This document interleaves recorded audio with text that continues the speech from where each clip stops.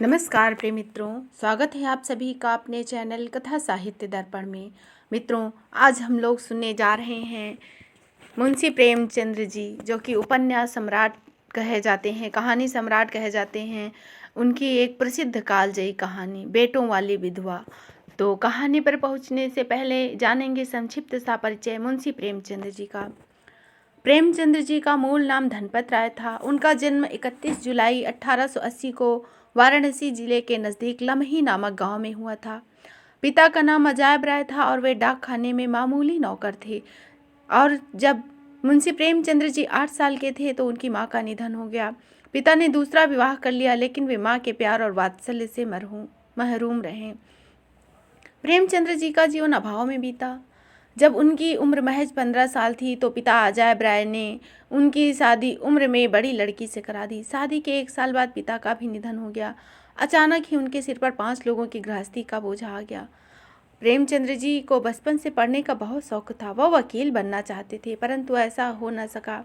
और प्रथम शादी से रुष्ट मुंशी प्रेमचंद्र जी ने अपनी पहली पत्नी को अस्वीकार कर बाद में दूसरी शादी की।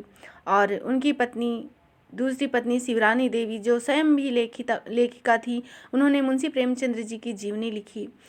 महान प्रतिभा के धनी मुंशी प्रेमचंद्र जी की कहानियाँ बहुत ही मार्मिक, यथार्थवादी और सामाजिक होती थी। और मुंशी प्रेमचंद्र जी की कहानियों के पात्र उनके आसपास के वातावरण से लिए जाते थे, वह कहीं से अलग से नहीं लाते थे। उन्होंने अपने बचपन के अनुभव अपनी कहानी गुल्ली डंडा में लिखे। और जो बेटों वाली विधवा कहानी है, वह उनके घर में काम करने वाली नौकरानी, जो कि विधवा थी और उसके 4 बेटे थे, उससे प्रभावित होकर उन्होंने लिखे। इस बात का उल्लेख उनकी पत्नी शिवरानी देवी ने उनकी आत्मकथा प्रेमचंद्र घर में उल्लेख किया है। तो ऐसी महान प्रतिभा के धनी मुंशी प्रेमचंद्र जी थे जी, जो अपने आसपास के वातावरण को कहानी और उपन्यास के पात्रों में बदल देते थे। और उन्होंने एक कहानी संग्रह सोजे वतन के नाम से लिखा, जो कि अंग्रेज़ सरकार के द्वारा जब्त कर लिया गया, जिसमें कि अंग्रेज़ सरकार को देश विद्रोह की गंध आ रही थी। ऐसी महान प्रतिभा के धनी लेखक की कहानी हम पढ़ेंगे। और साहित्य की सेवा करते करते, महत्वपूर्ण उपन्यास लिखते लिखते, लंबी बीमारी के बाद 8 अक्टूबर 1936 को यह साहित्य का चमकता सितारा सदा के लिए विलीन हो गया। और प्रेमचंद्र जी के उपन्यास भारतीय ग्रामीण जीवन से केंद्रित रहते हैं और मील के पत्थर और कहानियाँ और उपन्यास उन्होंने लिखे।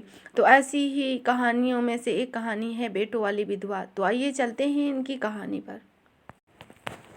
पंडित अयोध्यानाथ का देहांत हुआ तो सबने कहा, ईश्वर आदमी को ऐसी ही मौत दे। 4 जवान बेटे थे, 1 लड़की। 4 लड़कों के विवाह हो चुके थे, केवल लड़की कुंवारी थी। संपत्ति भी काफ़ी छोड़ी थी, 1 पक्का मकान, 2 बगीचे, कई हजार के गहने और 20,000 नगद। विधवा फूलमती को शोक तो हुआ और कई दिनों तक बेहाल पड़ी रही, लेकिन 4 जवान बेटों को देखकर ढांढस होता।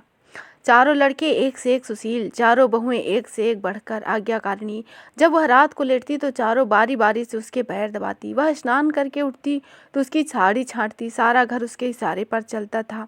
बड़ा लड़का कामतानाथ एक दफ्तर में 50 रुपए पर नौकर था। छोटा उमानाथ डॉक्टरी पास कर चुका था और कहीं औषधालय खोलने की फिक्र में था। तीसरा दयानाथ बीए में फेल हो गया था और पत्रिकाओं में लेख लिखकर कुछ न कुछ कमा लेता था। चौथा सीतानाथ सबसे कुशाग्र बुद्धि और होनहार था। अब की साल बीए प्रथम श्रेणी पास करके एमए की तैयारी करने में लगा हुआ था। किसी लड़के में वह दुर्व्यसन, वह छैलापन, वह लुटाऊपन न था, जो कि उस समय अच्छा न लगे। कि पिता की को जलाता, कुल मर्यादा को डुबाता, ऐसा कुलक्षण उनके किसी लड़के में न था। फूलमती घर की मालकिन थी, जो कि कुंजिया बाड़ी के बहू के पास रहती थी। बुढ़िया में वह अधिकार प्रेम था जो वृद्ध जनों को कटु और कलहशील बना देता है, किंतु उसकी इच्छा के बिना कोई बालक मिठाई तक न मांग सकता था। संध्या हो गई थी। पंडित को मरे आज 12वां दिन था, कल 13वीं था। ब्रह्म भोज होगा, बिरादरी के लोग निमंत्रित होंगे, उसी की तैयारियां हो रही थी। फूलमती अपनी कोठरी में बैठे सब देख रही थी। पल्लेदार बोरे में आटा लाकर रख रहे थे, घी के टीन आ रहे थे, साग भाजी के कटोरे, शक्करों की बोरियां, दही के मटके चले आ रहे थे। महापात्र के लिए दान की चीजें लाई गईं, बर्तन, कपड़े, पलंग, बिछावन, छाता, जूता, छड़ियाँ, लालटेनें आदि। किंतु फूलमती को कोई चीज नहीं दिखाई गई। नियमानुसार ये सब सामान उसके पास आने चाहिए थे। वह प्रत्येक वस्तु को देखती, उसके पसंद करती, उसकी मात्रा में कमी बेची का फैसला करती, तब इन चीज़ों को भंडारे में रखा जाता। क्यों उसे दिखाने और उसकी राय लेने की जरूरत नहीं समझी गई। अच्छा, वह आटा 3 ही बोरा क्यों आया? उसने तो 5 बोरे के लिए कहा था। घी भी 5 ही कनस्तर है, उसने तो 10 कनस्तर ही मंगवाए थे। इस तरह साग भाजी शक्कर दही आदि में भी कमी की गई होगी। उस किसके हुक्म से हस्तक्षेप किया गया? जब उसने एक बात तय कर दी तो किसे हस्तक्षेप करने का अधिकार था? आज 40 वर्षों से घर के प्रत्येक मामले में फूलमती की बात सर्वमान्य थी। उसने कहा 100 तो 100 ही खर्च होंगे, एक कहा तो एक ही। किसी ने मीख मेख ना निकाली। यहाँ तक कि पंडित अयोध्यानाथ भी उसकी इच्छा के विरुद्ध कुछ न करते थे। पर आज उसकी आंखों के सामने प्रत्यक्ष रूप से उसके हुक्म की उपेक्षा हो रही, इसे वह क्यों कर स्वीकार करती? कुछ देर तक जब्त किए बैठी रही, अंत में न रहा गया। स्वायत्त शासक स्वभाव हो गया। वह क्रोध से भरी हुई और कामतानाथ से बोली, क्या आटा 3 ही बोरे लाए? मैंने तो 5 बोरों के लिए कहा था, और घी भी 5 ही टीन मंगवाया। तुम्हें याद है मैंने 10 कनस्तर कहा था। किफायत को मैं बुरा नहीं समझती, लेकिन जिसके यहाँ कुआं खोदा उसकी आत्मा को पानी को न तरसाओ। कितनी लज्जा की बात है। कामतानाथ ने क्षमा याचना न की, अपनी भूल स्वीकार की, लज्जित भी न हुआ। 1 मिनट तो विद्रोही भाव से खड़ा रहा, फिर बोला, हम लोगों की सलाह 3 ही बोरे की हुई, और 3 बोरे के लिए 5 टीन घी काफ़ी था। इस हिसाब से और चीज़ें भी कम कर दी गई हैं। फूलमती उग्र होकर बोली, किसकी राय से आटा कम किया गया है? हम लोगों की राय से। तो मेरी राय कोई चीज़ नहीं है? है क्यों नहीं? लेकिन अपना लाभ हानि तो हमें भी देखना है ना। फूलमती हक्की बक्की होकर उसका मुंह ताकने लगी। इस वाक्य का आशय उसकी समझ में न आया। अपना लाभ हानि, अपने घर में हानि लाभ का जिम्मेदार वह आप है। दूसरों को वह चाहे उसके पेट के जन्म पुत्र ही क्यों ना हो, उसके कामों में हस्तक्षेप करने का क्या अधिकार? यह लौंडा तो इस ढिठाई से जवाब दे रहा है मानो घर उसी का है, उसी ने मरमर कर गृहस्थी जोड़ी है। मैं तो गैर हूँ, जरा इसकी हेकड़ी तो देखो। उसने तमतमाए हुए मुख से कहा, मेरे हानि लाभ के जिम्मेदार तुम नहीं हो। मुझे अख्तियार है, जो उचित समझूं वह करूं। अभी जाकर 2 बोरे आटा और 5 टीन घी लाओ। आगे के लिए खबरदार जो किसी ने मेरी बात काटी। अपने विचार में उसने काफ़ी तफ्तीब कर दी। शायद इतनी कठोरता अनावश्यक थी। उसे अपनी उग्रता पर खेद हुआ। लड़के ही तो हैं, समझे होंगे कि किफ़ायत करनी चाहिए, इसलिए मुझसे ना पूछा होगा कि अम्मा तो खुद हर एक काम में किफ़ायत करती हैं। अगर इन्हें मालूम होता कि मैं इस काम में किफ़ायत पसंद न करूंगी तो कभी इन्हें मेरी उपेक्षा करने का साहस न होता। यद्यपि कामतानाथ अभी तक उसी जगह खड़ा था और उसकी भावभंगी से ऐसा ज्ञात होता था कि इस आज्ञा का पालन करने के लिए वह बहुत उत्सुक नहीं है। पर फूलमती निश्चिंत होकर अपनी कोठरी में चली गई। इतनी तंबीह पर भी किसी को उसकी अवज्ञा करने की सामर्थ्य हो सकती है, इसकी संभावना का उसे जरा भी ध्यान न था। ज्यों ज्यों समय बीतने लगा उस पर यह हकीकत खुलने लगी। इस घर में अब उसकी हैसियत नहीं रही जो 10 साल पहले थी, 10-12 दिन पहले थी। संबंधियों के यहाँ न्योते में शक्कर, मिठाई, दही, अचार आदि आ रहे थे। बड़ी बहू इन वस्तुओं को स्वामिनी भाव से संभाल कर रख रही थी। कोई भी उससे पूछने नहीं आता। बिरादरी के लोग जो कुछ पूछते थे हैं कामतानाथ से या बड़ी बहू से। कामतानाथ कहाँ का बड़ा इंतजामकार है, रात दिन भंग पिए पड़ा रहता है, किसी तरह रो धो कर दफ्तर चला जाता है, उसमें भी महीने में 15 नागों से कम नहीं होते। वह तो कहो साहब पंडित जी का लिहाज करता है, नहीं तो अब तक कभी का निकाल देता। और बड़ी बहू जैसी फूहड़ औरत भला इन सब बातों को क्या समझेगी? अपने कपड़े लत्ते तक तो जतन से नहीं रखती, चली है गृहस्थी चलाने, भद्द होगी और क्या। सब कुल की नाक कटाएंगे। वक्त पर कोई चीज़ काम नहीं कम हो जाएगी तो इन कामों के लिए बड़ा अनुभव चाहिए। कोई चीज़ तो इतनी बन जाएगी कि मारी मारी फिरेगी, और कोई चीज़ इतनी कम बनेगी कि पत्तल तक न पहुँचे। किसी पर नहीं। आखिर इन सब को हो क्या गया है? अच्छा बहू तिजोरी क्यों खोल रही है? वह मेरी आज्ञा के बिना तिजोरी खोलने वाली होती कौन है? कुंजी उसके पास है अवश्य, लेकिन जब तक मैं न रुपए निकलवाऊं तिजोरी नहीं खुलती। आज तो इस तरह खोल रही है मानो मैं कुछ हूँ ही नहीं। यह मुझसे बर्दाश्त न होगा। वह झमक कर उठी और बहू के पास जाकर कठोर स्वर में बोली, तिजोरी क्यों खोलती हो बहू? मैंने तो खोलने को नहीं कहा। बड़ी बहू ने निसंकोच भाव से उत्तर दिया, बाजार से सामान आया है तो दाम न दिया जाएगा? कौन चीज़ किस भाव में आई है और कितनी आई है मुझे यह नहीं मालूम। जब तक हिसाब किताब ना हो जाए रुपए कैसे दिए जाए? हिसाब किताब सब हो गया है। किसने किया? अब मैं क्या जानूं किसने किया? जाकर मर्दों से पूछो। मुझे हुक्म मिला है रुपए लाकर दे दो तो मैं लिए जाती हूँ।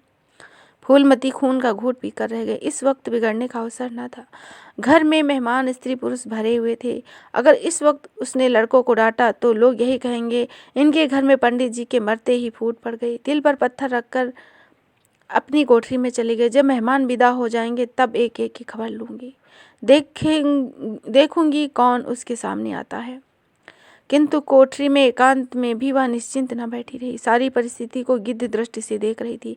कहाँ सत्कार का कौन सा नियम भंग होता है, कहाँ मर्यादाओं की उपेक्षा की जाती है। भोज आरंभ हो गया। सारी बिरादरी एक साथ पंगत में बैठा दी गई। आंगन में मुश्किल से 200 आदमी बैठ सकते थे।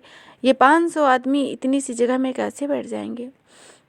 क्या आदमी के ऊपर आदमी बिठाए जाएंगे? 2 पंगतों में लोग बिठाए जाते तो क्या बुराई हो जाती? यही तो होता कि 12 बजे की जगह 2 बजे भोज समाप्त होता। मगर यहाँ तो सबको सोने की जल्दी है। किसी तरह यह बला टले और चैन से सोएं। लोग कितने सटकर बैठे हैं, किसी को हिलने की भी जगह नहीं। पत्तल पर एक एक पुए रखे हैं। पूरियाँ ठंडी हो रही हैं। लोग गरम गरम मांग रहे हैं। मैदे की पूरियाँ ठंडी होकर चिमड़ी हो जाती हैं। इन्हें कौन खाएगा? रसोइयों को कढ़ाव पर से ना जाने क्यों उठा दिया गया। यही सब बातें ना काटने की हैं। सहसा शोर मचा। तरकारियों में नमक नहीं। बड़ी बहू जल्दी जल्दी नमक पीसने लगी। फूलमती क्रोध से ओट चबा रही थी, पर इस अवसर पर मुंह न खोल सकती थी। नमक पिसा और पत्तलों पर डाला गया। फिर इतने में शोर मचा, पानी गर्म है, ठंडा पानी लाओ। ठंडे पानी का कोई प्रबंध न था। बर्फ भी न मंगाई गई। आदमी बाजार दौड़ाया गया, मगर बाजार में इतनी रात गए बर्फ कहाँ? आदमी खाली हाथ लौट आया। मेहमानों को नल का गर्म पानी पीना पड़ा। फूलमती का बस चलता तो लड़कों का मुंह नोच लेती। ऐसी छीछालेदर उसके घर में कभी ना हुई। उस पर सब मालिक बनने के लिए मरते हैं। बर्फ जैसी जरूरी चीज मंगवाने की किसी को सुध न रही। सुध ही कहाँ से रहे? जब किसी को गप लड़ाने से फुर्सत मिले तब ना। अच्छा, यह हलचल क्यों मच गई? अरे, लोग पंगत से उठे जा रहे हैं, क्या मामला है? फूलमती उदासीन न रह सकी। कोठरी से निकलकर बरामदे में और कामतानाथ से पूछा, क्या बात हो गई लल्ला? लोग क्यों उठे जा रहे हैं? कामतानाथ ने कोई जवाब न दिया। वहां से खिसक गया। फूलमती झुलझुला कर रह गई। सहसा कहारन मिल गई। फूलमती ने उससे भी यही प्रश्न किया। मालूम हुआ किसी ने शोरबे में मरी हुई चिड़िया डाली या निकल आई। फूलमती चित्रलिखित सी वहीं खड़ी रह गई। भीतर ऐसा उबाल उठा कि दीवार से सिर टकरा ले। अभागे भोज का प्रबंध करने चले थे। इसी फूहड़पन की कोई हद है? कितने आदमियों का धर्म नाश हो गया, फिर पंगत क्यों न उठे? आंखों से देखकर अपना धर्म कौन गंवाएगा? हाँ, सारा किया धरा मिट्टी में मिल गया। सैकड़ों रुपयों पर पानी फिर गया। बदनामी हुई सो अलग। मेहमान उठ चले। पतलों पर खाना जो का त्यों पड़ा हुआ था। चारों लड़के आंगन में लज्जित खड़े थे, एक दूसरे पर इल्जाम दे रहे थे। बड़ी बहू अपनी देवरानियों पर बिगड़ रही थी। देवरानियां सारा दोष कुमुद के सिर डाल रही थी। कुमुद खड़े रो रही थी। उसकी वक्त फूलमती झल्लाई हुई आकर बोली, मुंह में कालिक लगी है कि नहीं? या अभी कुछ कसर बाकी है? डूब मरो सबके सब जाकर चुल्लू भर पानी में। शहर में कहीं मुंह दिखाने लायक नहीं रखा। फूलमती और भी प्रचंड होकर बोली, तुम लोगों को क्या है? किसी को शर्म हया तो है नहीं? आत्मा तो उनकी रो रही होगी जिन्होंने अपनी जिंदगी घर की मर्जाद बनाने में खत्म कर दी। कामतानाथ कुछ देर तो चुपचाप खड़ा रहा। आखिर झुलझुला कर बोला, अच्छा अब चुप करो अम्मा। भूल हुई, हम सब मानते हैं, बड़ी भयंकर भूल हुई। लेकिन अब क्या उसके लिए घर के प्राणियों को हलाल कर डालोगी? सभी से भूलें होती हैं। आदमी पछता कर रह जाता है। किसी की जान तो नहीं मारी जाती। बड़ी बहू ने अपनी सफाई दी। हम क्या जानते थे कि बीवी से इतना सभी काम ना होगा। इन्हें चाहिए था कि तरकारी कढ़ाव में डाल दी, टोकरी उठाकर कढ़ाव में डाल दी। हमारा क्या दोष? कामतानाथ ने पत्नी को डांटा। इसमें ना कुमुद का दोष है, न तुम्हारा न मेरा। सहयोग की बात है। इतनी बदनामी लिखी थी, वही हुई। इतने बड़े भोज में एक मुट्ठी तरकारी कढ़ाव में नहीं डाली जाती। कटोरे 2 कटोरे उड़ेल दिए जाते हैं। कभी कभी ऐसी दुर्घटना होती है। इसमें कौन सी जगह साई हुई और कैसी ना कट गई? तुम खाम नमक छिड़क रही हो जले पर। फूलमती ने दांत पीस कर कहा, शर्माते तो नहीं? उल्टे बेहयाई से बात करते हो। कामतानाथ ने निसंकोच होकर कहा, क्यों शर्माऊं? किसी की चोरी नहीं की है। चीनी में चींटे और आटे में घुन यही नहीं देखे जाते। पहले हमारी निगाह न पड़ी, बस यही बात बिगड़ गई, नहीं तो चुपके से चूहिया निकाल कर फेंक देते, किसी को खबर न होती। फूलमती ने चकित होकर कहा, क्या कहता है? मरी चूहिया खिलाकर सबका धर्म बिगाड़ेगा? कामतानाथ हंसकर बोला, क्या पुराने जमाने की बातें करती हो अम्मा? इन बातों से धर्म नहीं उठ जाता। यह धर्मात्मा लोग जो पत्तल से उठ गए हैं, इनमें कौन सा है ऐसा जो भेड़ बकरी का मांस न खाता हो? तालाब के कछुए और घेंगे तक नहीं बचते, जरा सी चूहिया में क्या रखा है? फूलमती को ऐसा प्रतीत हुआ प्रलय आने में देर नहीं है। 2 महीने गुजर गए। रात का समय, चारों भाई दिन के कामकाज से छुट्टी पाकर कमरे में गपसप कर रहे हैं। बड़ी बहू भी षड्यंत्र में शरीक है। कुमुद के विवाह का प्रश्न छिड़ा हुआ है। कामतानाथ ने मसनद पर टेक लगाते हुए कहा, दादा की बात दादा के साथ गई। पंडित विद्वान भी हैं और कुलीन भी होंगे, लेकिन जो आदमी अपनी विद्या और कुलीनता को रुपयों में बेचे वह नीच है। ऐसे नीच आदमी के लड़के को हम अपनी कुमुद का विवाह सेत में भी ना करेंगे। 5,000 की तो दूर की बात है, उससे बताओ दत्ता और किसी दूसरे वर्ग को तलाश करो। हमारे पास कुल 20,000 ही तो हैं। एक एक के हिस्से में 5,000 आते हैं। 5,000 दहेज में दे दें और 5,000 नेग निछावर बाजे गाजे में उड़ा दें तो फिर हमारी बधिया ही बैठ जाएगी। उमानाथ बोले, मुझे अपना औषधालय खोलने के लिए कम से कम 5,000 रुपये की ज़रूरत है। मैं अपने हिस्से से एक पाई नहीं दे सकता। फिर खुलते ही आमदनी तो नहीं होगी, कम से कम साल भर लग जाएंगे। दयानाथ एक समाचार पत्र देख रहे थे। आंखों से ऐनक उतारते हुए बोले, मेरा विचार भी एक पत्र निकालने का है। प्रेस और पत्र में कम से कम 10,000 का कैपिटल चाहिए। 5,000 रहेंगे तो कोई न कोई साझेदार मिल जाएगा। कामतानाथ ने सिर हिलाते हुए कहा, अजी राम भजो, सेत में कोई लेख छापता नहीं, रुपए कौन देगा? दयानाथ ने प्रतिवाद किया, नहीं, यह बात नहीं है। मैं कहीं भी बिना पेशगी पुरस्कार लिए नहीं लिखता। कामतानाथ ने जैसे अपने शब्द वापस लिए, तुम्हारी बात मैं नहीं करता। तुम तो थोड़ा बहुत मार लेते हो, लेकिन सबको नहीं मिलता। बड़ी बहू ने श्रद्धा भाव से कहा, कन्या भाग्यवान हो तो दरिद्र के घर भी सुखी रहती है, अभागी हो तो राज के घर में भी रोएगी। कामतानाथ ने स्त्री की ओर प्रशंसा भाव से देखा, फिर इस साल हमें सीता का भी तो विवाह करना है। सीतानाथ सबसे छोटा था। सिर झुकाए भाइयों की स्वार्थ भरी बातें सुनकर कुछ कहने के लिए उतावला हो रहा था। अपना नाम सुनते ही बोला, मेरे विवाह की आप लोग चिंता ना करें। मैं जब तक किसी धंधे में ना लग जाऊंगा विवाह ना करूंगा। और सच पूछिए तो मैं विवाह करना ही नहीं चाहता। देश को इस समय बालकों की ज़रूरत नहीं, काम करने वालों की ज़रूरत है। मेरे हिस्से के रुपए आप कुमुद के विवाह में खर्च कर दें। सारी बातें तय हो जाने के बाद यह उचित नहीं है कि पंडित मुरारी लाल से संबंध तोड़ लिया जाए। उमा ने तीव्र स्वर में कहा, 10,000 कहाँ से आएंगे? सीता ने डरते हुए कहा, मैं तो अपने हिस्से के रुपए देने को कहता हूँ। और शेष मुरारी लाल से कहा जाए कि दहेज में कुछ कमी कर दे। वे इतने स्वार्थांध नहीं हैं कि इस अवसर पर कुछ बल खाने को तैयार न हो जाएं। अगर वह 3,000 में संतुष्ट हो जाएं तो 5,000 में विवाह हो सकता है। उमानाथ ने कामतानाथ से कहा, सुनते हैं भाई साहब इसकी बातें? दयानाथ बोल उठे, तो इसमें आप लोगों का क्या नुकसान है? मुझे तो इस बात की खुशी हो रही है कि भला हम में से कोई तो त्याग करने के योग्य है। इन्हें तत्काल रुपए की ज़रूरत नहीं है, सरकार से वजीफा पाते ही हैं। पास होने पर कहीं न कहीं जगह मिल जाएगी। हम लोगों की हालत तो ऐसी नहीं है। कामतानाथ ने दूरदर्शिता का परिचय किया। नुकसान की एक ही कही, हम में से एक को कष्ट तो क्या और लोग बैठे देखेंगे? यह अभी लड़के हैं, इन्हें क्या मालूम समय पर 1 रुपया 1 लाख का काम करता है। कौन जानता है कि इन्हें कल विलायत जाकर पढ़ने के लिए सरकारी वजीफा मिल जाए या सिविल सर्विस में आ जाएं। उस वक्त सफ़र की तैयारियों में 4-5 हज़ार लग जाएंगे। तब किसके सामने हाथ फैलाते फिरेंगे? मैं ये नहीं चाहता कि दहेज के पीछे इनकी ज़िंदगी नष्ट हो जाए। इस तर्क ने सीतानाथ को भी तोड़ दिया। सकुचाता हुआ बोला, हाँ, यदि ऐसा हुआ तो बेशक मुझे रुपए की ज़रूरत होगी। क्या ऐसा होना संभव है? असंभव तो मैं नहीं समझता, लेकिन कठिन अवश्य है। वजीफे उन्हें ही मिलते हैं जिनके पास सिफारिशें होती हैं। मुझे कौन पूछता है? कभी कभी सिफारिशें धरी रह जाती है और बिना सिफारिश वाले बाजी मार लेते हैं। तो आप जैसा उचित समझे। मुझे यहाँ तक मंजूर है कि मैं चाहे विलायत न जाऊँ, पर कुमुद अच्छे घर जाए। कामतानाथ ने निष्ठा भाव से कहा, अच्छा घर दहेज देने से नहीं मिलता भैया। जैसा तुम्हारी भाभी ने कहा, यह सब नसीबों का खेल है। मैं तो चाहता हूँ कि मुरारी लाल को जवाब दे दिया जाए और कोई ऐसा घर खोजा जाए जो थोड़े में राजी हो जाए। इस विवाह में मैं 1,000 से ज़्यादा नहीं खर्च कर सकता। पंडित दीनानाथ दीनदयाल कैसे हैं? उमा ने प्रसन्न होकर कहा, बहुत अच्छे। MA BA न सही यजमानों से अच्छी आमदनी है। दयानाथ ने आपत्ति की, अम्मा से भी पूछ लेना चाहिए। कामतानाथ को इसकी कोई ज़रूरत मालूम न हुई। उनकी तो वैसे ही भी बुद्धि भ्रष्ट हो गई है। वही पुराने युगों की बातें मुरारी लाल के नाम पर उधार खाए बैठी हैं। यह नहीं समझती कि वह जमाना नहीं रहा। उनको तो बस कुमुद मुरारी लाल पंडित के घर जाए, चाहे हम लोग तबाह हो जाएं। उमा ने एक शंका जाहिर की, अम्मा अपने सब गहने कुमुद को दे देंगी, देख लीजिएगा। कामतानाथ का स्वार्थ नीति से विद्रोह न हो सका। गहनों पर उनका पूरा अधिकार है। यह उनका स्त्री धन है, जिसे चाहें दे सकती हैं।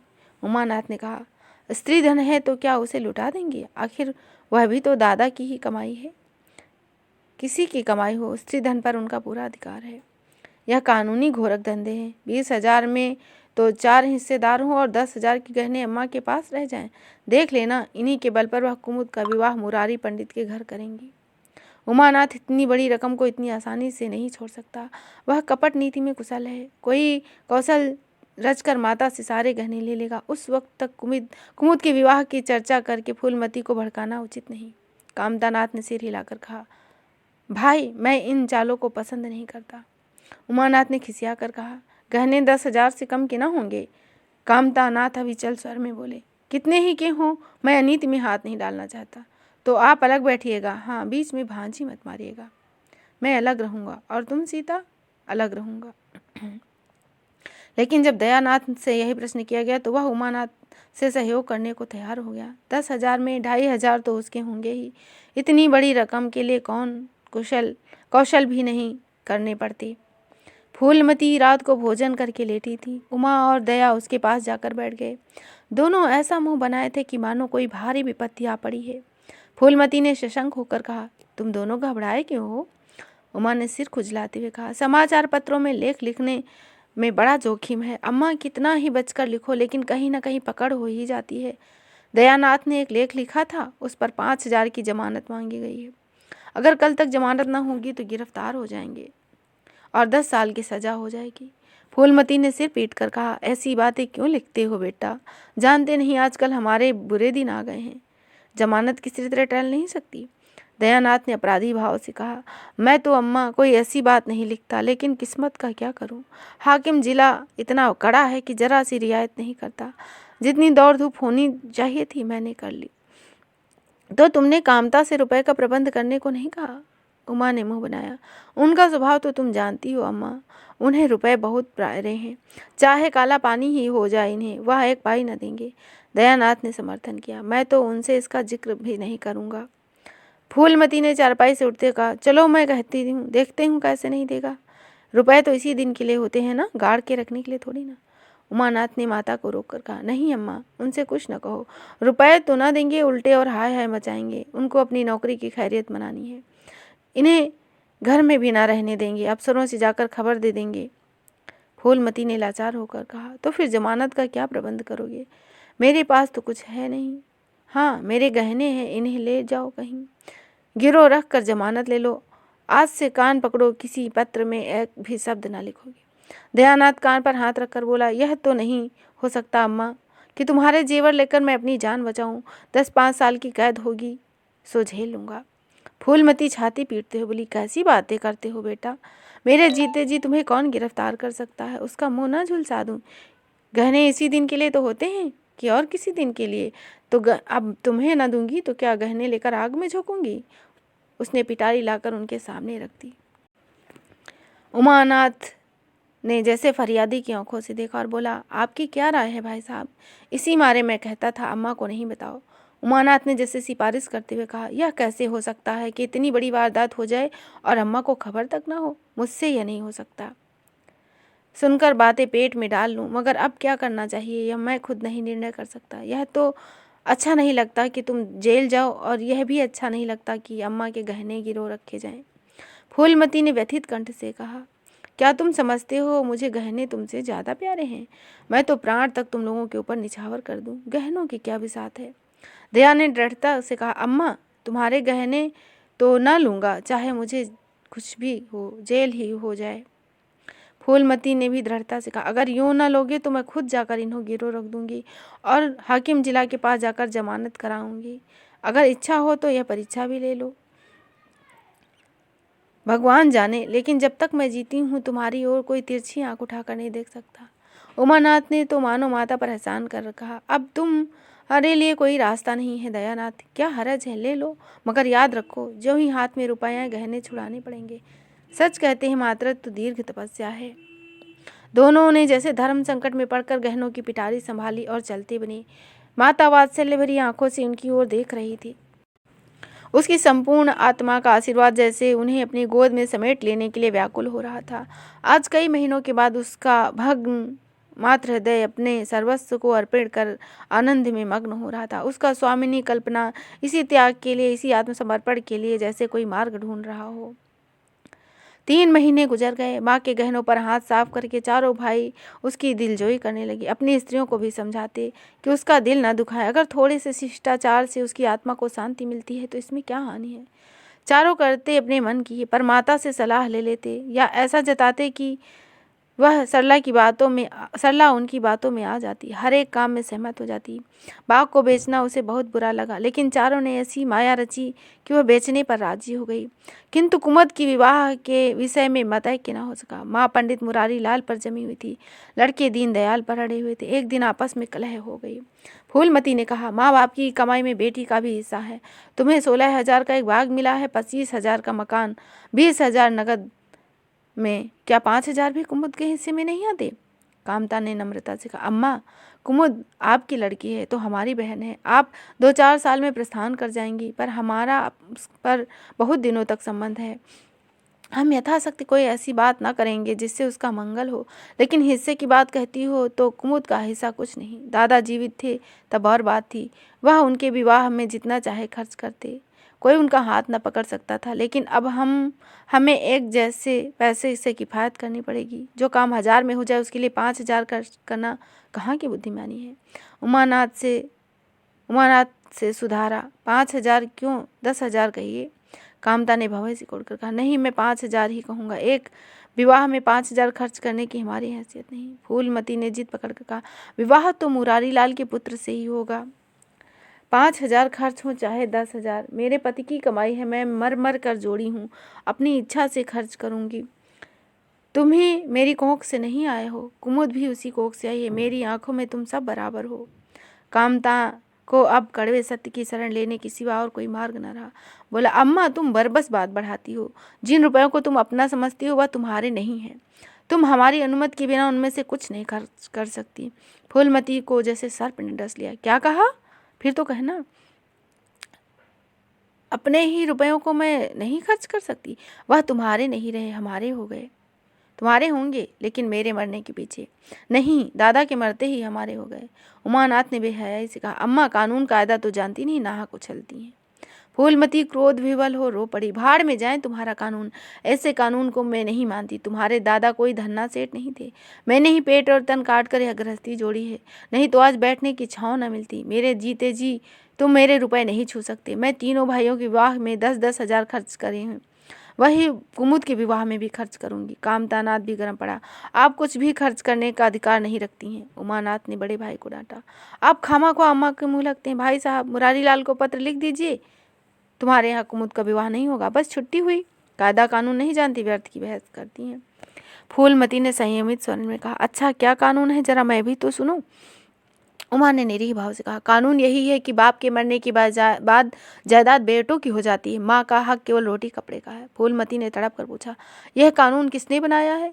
उमा ने स्थिर स्वर में कहा, हमारे ऋषियों ने, महाराज मनु ने, और किसने। फूलमती एक क्षण अवाक रहकर कहा, आहत कंठ से बोली, तो इस घर में मैं तुम्हारे टुकड़े पर पड़ी हूँ। उमानाथ ने न्यायाधीश की निर्ममता से कहा, जैसा तुम समझो। फूलमती की संपूर्ण आत्मा मानो इस वज्रपात से चित्कार करने लगी। उसका मुख जलती हुई चिंगारियों की भांति लाल हो गया। मैंने घर बनवाया, संपत्ति जोड़ी, तुम्हें जन्म दिया, पाला, और मैं इस घर में गैर हूँ। मनु का यही कानून है और तुम उसी कानून पर चलना चाहते हो। अच्छी बात है, तो लो अपना घर। तुम्हारी आश्रिता बनकर मैं नहीं रहूंगी। इससे कहीं अच्छा है कि मैं मर जाऊं। वहाँ हरे अंधेर, पेड़ मैंने लगाया और उसकी छाह में मैं नहीं खड़ी हो सकती हूँ। चारों युवकों को माता के क्रोध और आतंक का कोई असर न हुआ। कानून का फौलादी कवच उनकी रक्षा कर रहा था। जरा देर में फूलमती उठकर चली गई। आज जीवन में पहली बार उसका वात्सल्य मग्न मातृत्व अभिशाप बनकर उसे धिक्कारने लगा। जिस मातृत्व को उसने जीवन की विभूति समझा, जिसके चरणों पर वह सदैव अपनी समस्त अभिलाषाओं कामनाओं को अर्पण करने के धन्य मानती थी, वही मातृत्व आज उसे अग्निकुंड सा जान पड़ा। संध्या हो गई। द्वार पर नीम का वृक्ष सिर झुकाए निस्तब्ध खड़ा था, मानो संसार गति पर क्षुब्ध हो रहा हो। फूलमती अपने कमरे में जाकर लेटी तो उसे मालूम हुआ कि उसकी कमर टूट गई। पति के मरते ही अपने बेटे शत्रु हो जाएंगे, उसको स्वप्न में भी अनुमान नहीं था। जिन लड़कों को उसने हृदय से रक्त पिला पिला कर पाला, आज उसके हृदय पर ये आघात कर रहे हैं। कांटों की सेज उसको मालूम हो रही है, अपना बिस्तर जहाँ उसकी कद्र नहीं, जहाँ उसकी गिनती नहीं, अनाथों की तरह वह रोटियां खाए। यह उसकी अभिमानी प्रकृति के लिए असह्य था। पर उपाय ही क्या था? वह लड़कों से अलग होकर रहे तो नाक कैसी कटेगी। संसार उसे थूकेगा नहीं तो और क्या कहेगा? यही तो कहेगा कि 4 जवान बेटों के होते हुए बूढ़िया अलग पड़ी है, मजूरी करके पेट पाल रही है। जिन्हें उसने हमेशा नीच समझा वही उस पर हंसेंगे। नहीं, वह अपमान इस अनादर से कहीं बढ़कर हृदय विदारक होगा।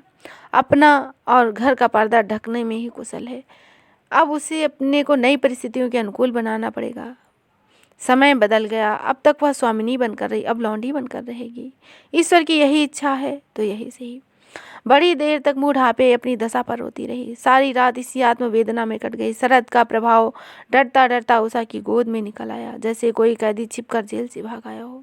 फूलमती अपने नियम के विरुद्ध आज तड़के ही उठी। रात भर में उसकी मानसिक दशा का परिवर्तन हो चुका था। रात भर में उसने अपने को बदल लिया। सारा घर सो रहा था, वह आंगन में झाड़ू लगा रही थी। रात भर ओस में भीगी हुई उसकी पक्की जमीन उसके नंगे पैरों में कांटों की तरह चुभ रही थी। पंडित जी उसे कभी इतने सवेरे उठने न देते। शीत उसके लिए बहुत हानिकारक थी, पर अब वह दिन नहीं रहे।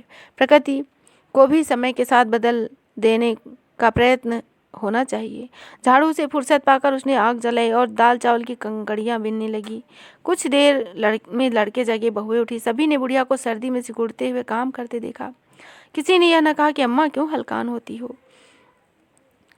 सभी बुढ़िया के मान मर्दन पर प्रसन्न हो रहे थे। आज से फूलमती का यही नियम हो गया कि जी तोड़कर काम करना और अंतरंग नीतियों से अलग रहना। उसके मुख का एक आत्मगौरव था जो कि गहरी वेदना में बदल गया। मुरारी लाल को इनकारी पत्र लिखने की बात पक्की हो चुकी थी। दूसरे दिन पत्र लिख दिया गया। दीनदयाल से कुमुद का विवाह निश्चित हो गया। दीनदयाल की उम्र 40 से अधिक थी।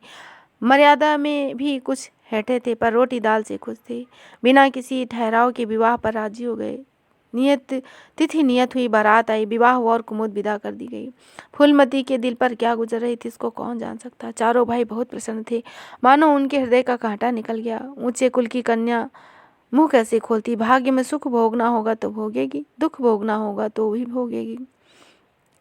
घर वालों ने जिससे विवाह किया, चाहे उसमें 1000 ऐब हों, तो भी उसका वह उपास्य होगा, स्वामी होगा। फूलमती ने किसी काम में दखल न दिया। कुमुद को क्या दिया गया, मेहमानों को कैसा सत्कार हुआ, किसके यहाँ न्योते में क्या दिया गया, क्या आया क्या गया, उससे कुछ मतलब नहीं। कुमुद जब द्वार पर डोली के लिए आई तो माँ के गले लिपट कर रोने लगी। तो वह बेटी को अपनी कोठरी में ले गई। जो कुछ 150 रुपये और 2-4 मामूली गहने बचे थे बेटी के आंचल में डालकर बोली, बेटी मेरे मन की तो मन में रह गई। आज तुम्हारा विवाह इस तरह हो रहा, और तुम्हारे पिता होते तो क्या तुम इस तरह विदा की जाती।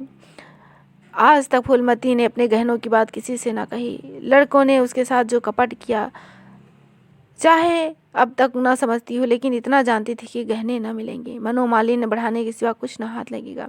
लेकिन इस अवसर पर उसे सफाई देने की जरूरत मालूम है। कुमुद यह न मन में समझे कि अम्मा ने अपने गहने बहुओं के लिए रख छोड़े हैं।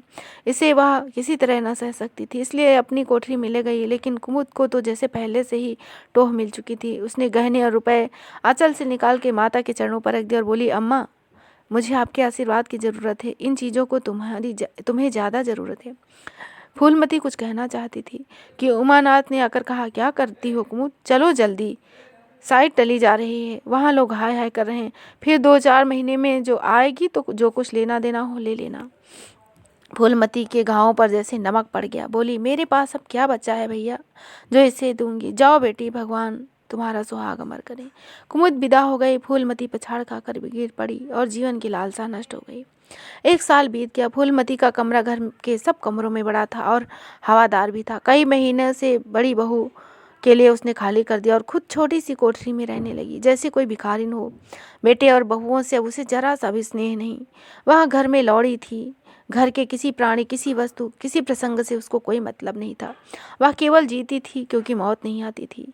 सुख दुख अब उसे लेस मात्र भी भाव नहीं देते थे। उमानाथ का औषधालय खुला, मित्रों की दावत हुई, नाच हुआ, दयानाथ का प्रेस खुला, जलसा हुआ, सीतानाथ को वजीफा मिला और विलायत गया, उत्सव हुआ, कामतानाथ के बड़े लड़के का यज्ञोपवीत संस्कार हुआ, धूमधाम हुई।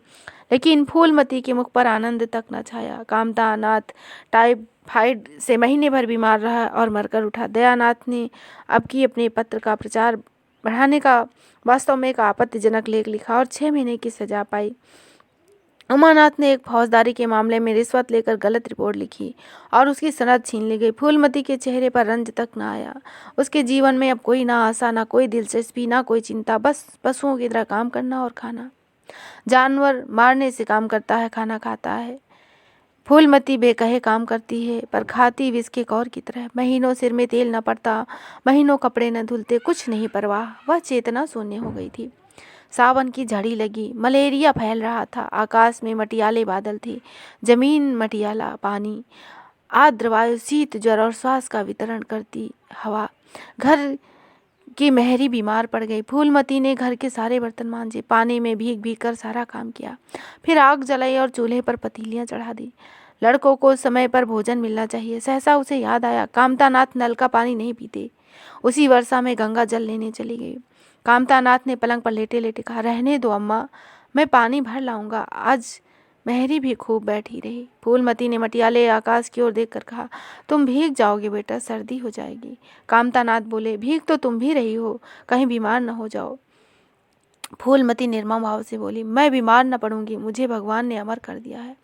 उमानाथ भी वहीं बैठा हुआ था। उससे औषधालय में कुछ आमदनी न थी, इसीलिए चिंतित था। भाई भावच की मुंह देखी करता रहता था। बोला, जाने दो भैया, बहुत दिनों बहुओं पर राज कर चुकी, अब उसका प्रायश्चित तो करेंगे ही। गंगा मैया बढ़ी हुई थी जैसे समुद्र हो। क्षितिज के सामने कूल से पानी मिला हुआ था। किनारों के वृक्ष केवल फुनगियों के ऊपर रह गए। घाट ऊपर तक पानी में डूब गए। फूलमती कलसा लिए नीचे उतरी। पानी भरा और ऊपर जा रही थी कि पाँव फिसला, संभल न सकी, पानी में गिर गई। पल भर हाथ पाँव चलाए, फिर लहरों में नीचे चली गई। किनारे पर 2-4 पंडे चिल्लाए, अरे दौड़ो दौड़ो, बुढ़िया डूबी जा रही है। 2-4 आदमी दौड़े भी, लेकिन फूलमती लहरों में समा गई। उन्हीं बल खाती हुई लहरों में जिन्हें देखकर हृदय कांप उठता था। एक ने पूछा, यह कौन थी बुढ़िया? अरे वही पंडित अयोध्यानाथ की विधवा है। अयोध्यानाथ तो बड़े आदमी थे। हाँ थे तो, पर इसके भाग्य में ठोकरे खाना लिखा था।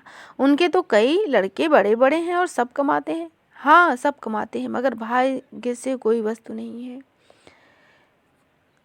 तो इस तरह आपने सुनी मुंशी प्रेमचंद्र जी की लिखी हुई एक कालजयी कहानी, बेटों वाली विधवा। यह अत्यंत ही मार्मिक और स्त्री विमर्श से पूर्ण कहानी है।